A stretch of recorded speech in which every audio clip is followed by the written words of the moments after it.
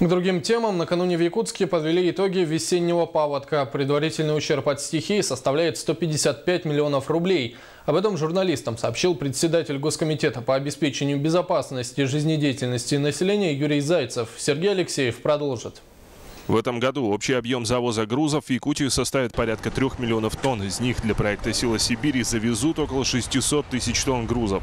Как отметил глава Госкомитета по обеспечению безопасности жизнедеятельности населения республики Юрий Зайцев, проект «Сила Сибири» стоит на особом контроле правительства республики. К открытию навигации «Газпром» подписал с Ленским пароходством договоры на перевозку грузов общим объемом около 400 тысяч тонн. У нас подписано несколько договоров на перевозку трубы, 2 договора. Это значит в Кресты, куда мы должны доставить 78 тысяч тонн трубы. В Солянку, куда мы, это в основном Алюкминский район, а Солянку, куда мы должны доставить 112 тысяч тонн. На сегодняшний день доставлено 419 тысяч тонн груза для нужд жизнеобеспечения республики. Это около 29% от общего запланированного объема.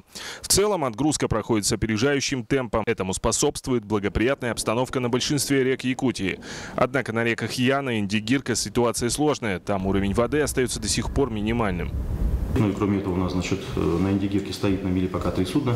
2 буксира уже идут для того, чтобы их снять с мели, но ориентировочно, значит, по информации гидрометеослужбы у нас вторая половина июля, по всей видимости, будет накопление уровня воды. Поэтому пока там стоит. Кроме того, Юрий Зайцев сообщил, что, возможно, в скором времени дирекцию по ликвидации весенних паводков переименуют в дирекцию по ликвидации стихийных бедствий, поскольку в последнее время, кроме весеннего половодья, в последние годы населенные пункты подвергаются и летне-осенним подтоплениям.